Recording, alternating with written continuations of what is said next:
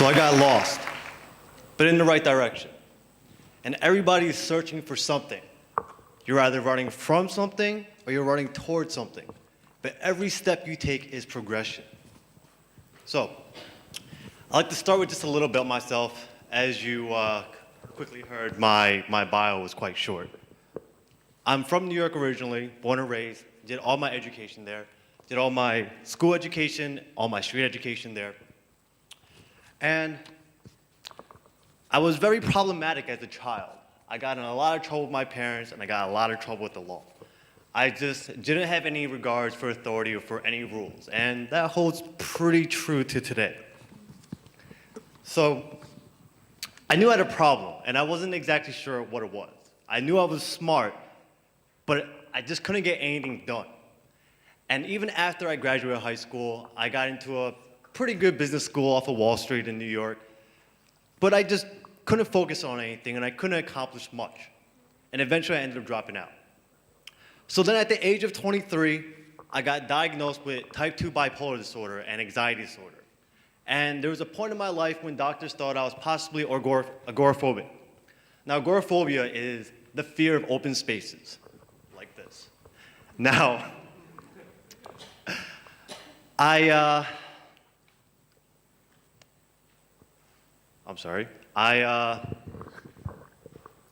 knew that I had to search for something to help me out and to solve exactly what my problem was. So with the help of medication and partially focusing myself on creating things, I was able to move forward. And during this time, can I attach this?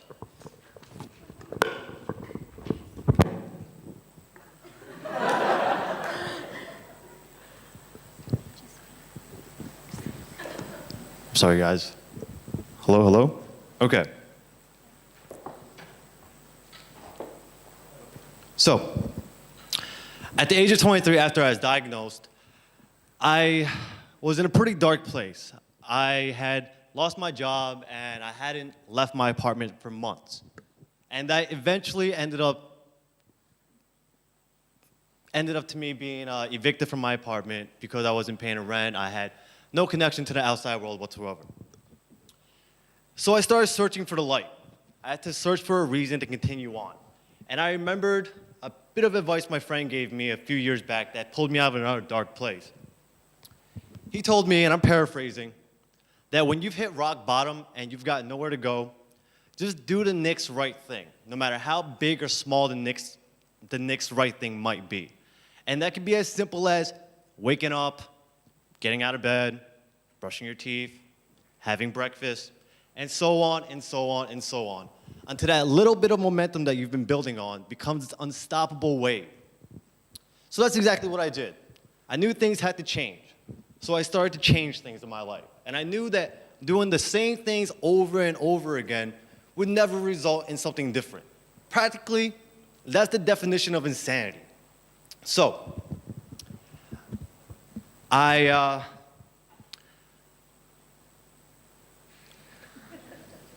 am ill-prepared.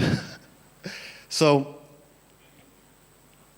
the one thing that just stayed consistent in my life was the fact that I always questioned everything. And I always had ideas in my head. So guys, question everything. And I'm not telling you guys to be skeptics, but I'm telling you to really explore all the possible possibilities out there and don't settle for less. And I started teaching myself how to use Photoshop outside of school. And during that process, I also started taking some art and photography related courses at a local community college. And then finally fully focusing my degree on communication design. While at the same time, I was interning at fashion brands and also looking for freelance work as a photographer's assistants on photo shoot sets.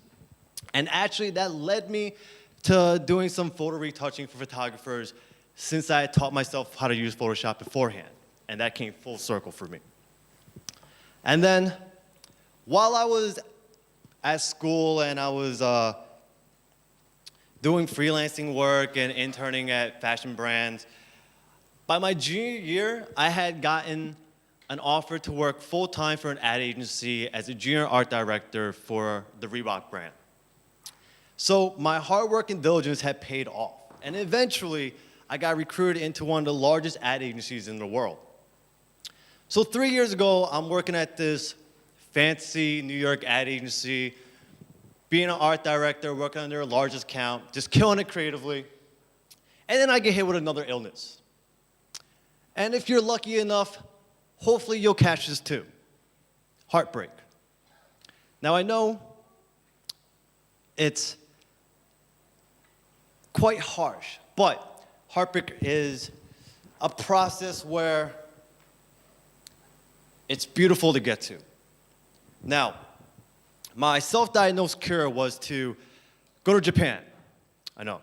So what I did was I contacted a friend of mine who worked at an airline and see if she could help me out and get me a flight on to Japan. 2 days later, I was on a standby flight to Japan.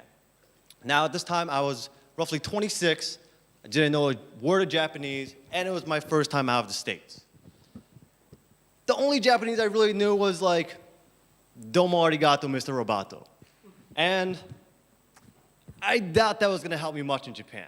Little did I know, there actually is a robot restaurant in Japan, and that phrase would actually help me out.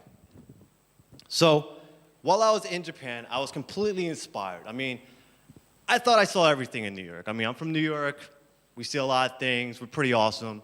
But it completely opened my mind, it just blew me away. And by the time I realized this, my trip had ended and I was back in New York. Now I'm back at my prestigious office job, and I just dreaded every minute of it. I just wanted to quit almost immediately. I had pretty much caught the travel bug and just wanted to leave, and I just couldn't wait to get out of New York again. So I became obsessive. Almost every day I was online, searching any flight out of New York, and then eventually I came across an incredible deal of 170 US dollars, roughly 1,250 Hong Kong dollars, for a one-way flight to Italy and a connecting flight to Tokyo out of Prague. I almost booked it immediately, but I had no real plan yet. So what I did was I continued working at my ad agency for the next year, and I saved up all my money, and then I quit, and I went on this trip to Japan. Well, sorry, on this trip to Italy. Now, I didn't know what I was going to be doing in Italy or any of the places I was going to be visiting. I had no idea. I just pretty much just left. And during that time, I was thinking, okay, I guess I could do like the tourist things and just sightsee and look at these like, you know, things that are mapped out for you in these pre-made travel guides. But I didn't really have an interest in that. But that's actually ended up what I ended up doing anyway. It wasn't until I got to Barcelona that I started seeing the architecture of Antoni Gaudi and visiting the Sagrada Familia and Park Güell that really inspired me and ignited something in me again. It made me realize that these were my actual interests, that I loved design and I love art. And even though it was a slight push in what I loved, it wasn't exactly what my field of work was. So I left Barcelona and ended up in France, and I was at the Louvre, and at the Louvre I was looking at these great art pieces that I learned about during my uni years and stuff, and it like justified everything that I had learned during my uni years regarding European art history. Eventually, I ended up backpacking through Europe for 2 months, all the way up to Prague to catch my flight to Japan. So now I'm back in Japan, and I'm back where it all started, my initial catalyst. This time around, I'm befriending people in Japan that are also working in the creative field, and they were either locals or they were expats that had moved over to Japan to also work in the creative field. But being around them made me realize that I truly, truly miss designing. So for the next 6 months I was in Japan, I did a lot of design-related events. I was working with other photographers in Japan, and that trickled over into my time in Taiwan for the next 3 months, and then eventually my time here in Hong Kong. I am forgetting stuff. Sorry. But It I'm